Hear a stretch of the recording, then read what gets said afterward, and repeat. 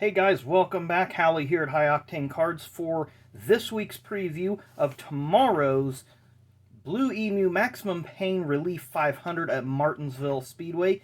This is the 72nd running of this race. That's really impressive. What you have to remember is Martinsville has been on the schedule since NASCAR's first Cup Series season. Of course, NASCAR's first season was the modified division, which started back in 1948. So anyway, a little bit of history about Martinsville. There's been 144 previous races. The first race was in September 25th, 1949, won by NASCAR's first Cup Series champion, Red Byron. Of course, the last race was last year, November, in Chase Elliott won that. There have been 21 times the race, or there have been a race won from the pole at Martinsville. Kurt Busch has the lowest starting spot of a winner at 36th. That was back in 2002. And 74% of the time, or 105 times, the winner has started in the top 10. So when I go over the lineup here in a few minutes, keep that in mind. That's going to be very important because there's a good chance that the winner will come out of the top 10 starting positions tomorrow. The race record, I didn't bother to look if it was spring or fall. I was just going with track stats here, but the race record was 82.223 miles an hour set by Jeff Gordon in 1996. The qualifying record, of course, the lineup this weekend was set by the metric qualifying. Joey Logano in 2014 won the pole at 100.201 miles an hour. Of course, generally at Martinsville, average lap speeds are around 93, 95 miles an hour. Very, very tight track, very sharp corners, very long straightaways.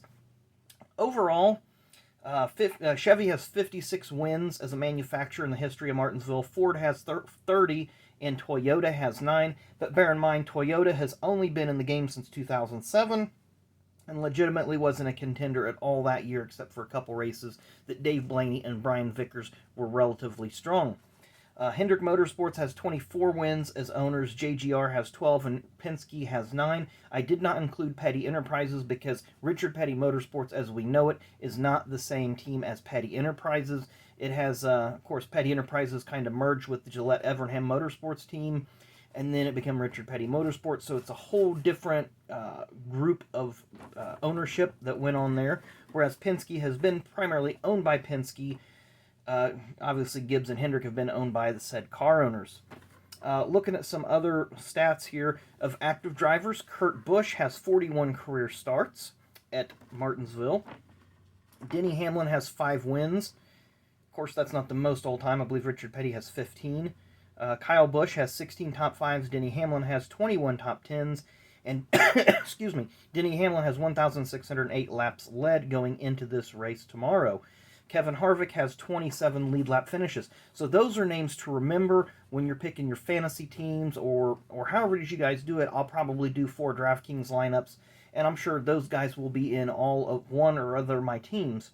Some guys that have had some bad luck there. Eric Almirola has 24 starts, only has 1 top 5 finish. Michael McDowell has 20 starts and has yet to crack the top 10 there. So those are 2 guys that you might want to avoid, but we'll get back to them in a minute. Martin Truex Jr. has won 2 of the last 3 races. And, you know, he's been really strong there. He's had some rough races. Of course, he had that dust up a few years ago in the fall race with Joey Logano. I believe that was 2018. So he's a strong candidate there. But back on Hamlin's 5 wins, he has not had a win since 2015. So here's my favorites, Darkhorses and Longshots for this weekend or tomorrow. And again, I believe the race is on FS1, probably at 3 o'clock. I really haven't dug into the times. Having YouTube TV, I like that I can just join the race midway, start it from the beginning, and fast forward through the commercials, because I really, really like that. Excuse me. So, my 4 favorites that I'm picking for tomorrow.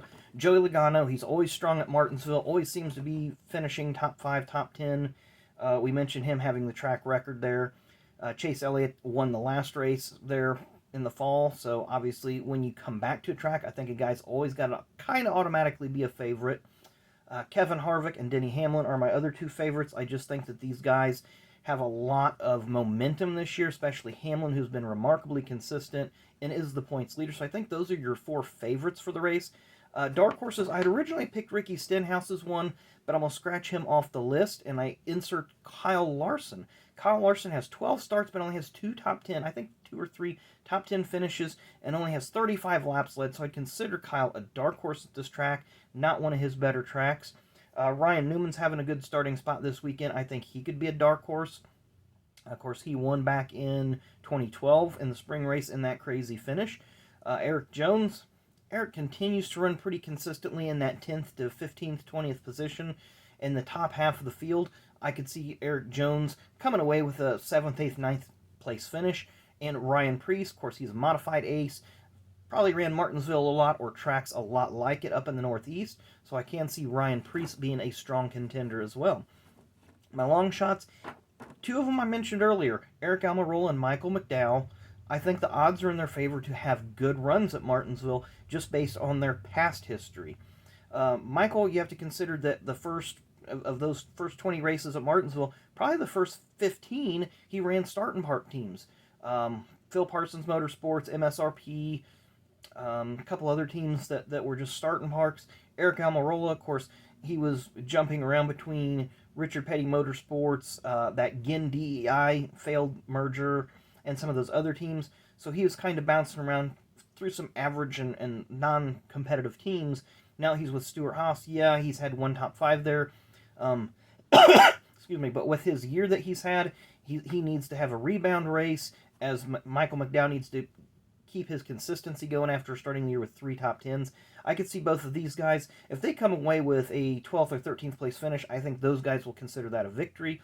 Also, Ross Chastain and Matt DiBenedetto, those are 2 drivers that I see that have opportunities to win in every race because both are strong, fully funded operations. Just Martinsville may not be the track that either of them are very strong at. So if strategy comes and works its way around, maybe say if you get a long green flag run at the end of the race, maybe those guys squeak out a fuel mileage win, or they have a tire strategy, they're on a little different tire strategy, or just maybe dumb luck by the leaders. You just never know. So I think those are my 4 long shot picks, and it's really weird. Again, it's weird having Almirola, who has 2 Career Cup wins, and McDowell, who has 1, of course, this year, to put them in a long shot category, but just based on their history at Martinsville, these 4 drivers I see as long shots for this weekend, and could be good picks for your fantasy teams. Also, look at first-time winners. Martinsville has had a slew of first-time winners, and we're going to go over those guys really quickly. 9 first-time winners at Martinsville, starting with Dick Rathman in 1952, Bob Wellborn in 57, Fred Lorenzen in 61. I couldn't read my own writing. That's pretty bad. Earl Ross in 74. He's the only Canadian driver to have won a Cup Series race. Dave Marcus in 75, driving for the K&K team. Morgan Shepherd in 81. Of course, that was Cliff Stewart's team. Harry Gant in 1982 with Hal Needham's team, the Skull Bandit car. Jeff Bodine got Rick Hendrick and his own first win in 1984. And then all the way to 2001, Ricky Craven when he was driving the Tide Pontiac for PPI, the Cal Wells team. So those are your first-time winners over the years at Martinsville. So there is opportunity. I mean, it's been 20 years since we've had a first-time winner at Martinsville, so why not? It's the odds are there, so maybe Chastain or Matty D, Ryan Preece, maybe one of those guys sneaks in and does get that first career win this week. But anyway, we'll do a quick review from, if you remember, I told you the top 10, 74% of the time, the winner comes from the top 10. So here is your top 10. Row 1, Joey Logano, Denny Hamlin. Row 2, William Byron, Ryan Blaney. Row 3, Chase Elliott and Ricky Stenhouse Jr. Row 4, Martin Truex Jr., Ryan Newman. And Row 5, Kevin Harvick and Brad Keselowski. So 3 of those names, which I had written down earlier, Kyle Busch, Denny Hamlin, and Kevin Harvick, all start within the top 10. I'm sorry, Kyle Busch starts 12th. So Kevin Harvick and Denny Hamlin, very, very good shot of winning, and Joey Logano. So I think the winner, the strong pick's going to come out of those 3. Kyle Busch starts 12th. He could break that percentage and, sneak in there. Some other surprises in here. Daniel Suarez starts 11th. I could see him being a contender. Tyler Reddick starts 13th. He could just pop up anywhere. I think Alex Bowman's due for a comeback race. He's starting 20th. Bubba Wallace starting 25th. That team's really going to have to get a fire lit under it and get rolling and live up to the hype, because they were listed as like a 5th Joe Gibbs car, even though they're not. They're in their own operation. They're getting Joe Gibbs Technical Alliance and Toyota support, etc., etc. but they're really going to have to step it up. This is a time of year because you're getting to that summer stretch, and it's going to be harder and harder and harder to get in that top 16, especially when drivers like maybe a Michael McDowell or a Christopher Bell fall out of that top 16 in points, and you tighten that number up that you have to get if you don't win a race. So, and again, speaking of which, we got 7 winners in 7 races this year. You could get an 8th driver. There's a whole list of drivers here that I'm looking at that could be that 8th different winner in a row. Then you're halfway to that 8 out of 16. This is going to be a crazy playoff. This is going to be a crazy race to get to the playoffs. So I think that's really good. As far as manufacturers for this race, 18 Chevys, 14 Fords, and 5 Toyotas. You know, that's pretty balanced out there. I think that just looking at the numbers, looking at who's going to win, I think Toyota can get that 10th win tomorrow. Yeah, because they do have 9 wins. I think Toyota can get that 10th win because Truex is going to be strong, Busch is going to be strong, Hamlin's going to be strong. It's going to be hard to beat those 3 guys. Really no other surprises. The guys that are starting back about 26th on back are the guys that you kind of expect to be back there. The Rick Ware cars, the Go Fast, not Go Fast, BJ McLeod's team, and I can't think of the name that the 7 and the Aspire Motorsports. Thank you, those guys. It's kind of those guys are starting back there in that back few rows, so I expect them to kind of just stay back there, and they'll move up a little bit through attrition, especially if people's brakes start going out. Brakes really haven't been an issue the last 15 or 20 years at Martinsville, but if you go back and watch some races in the late 80s and early 90s, about halfway, 2/3 of the way through, you'd start having 4 or 5 cars that were going behind the wall, changing brakes, cooling brakes, whatever. Not really an issue now with the technology that they do have.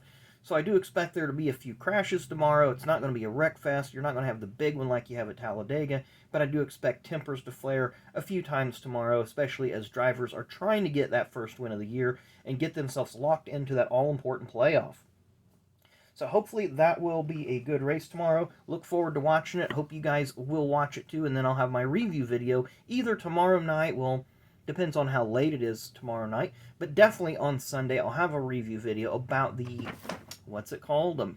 Blue-Emu Maximum Pain Relief 500. That is quite a tongue twister. So anyway, hope you guys will watch it. I hope you enjoyed this video. Come back tomorrow. I'm going to open some cards. I don't know what I'm going to open yet, but I'm sure we'll find something. So thanks again for watching, and we will see you tomorrow. Have a great rest of your Friday.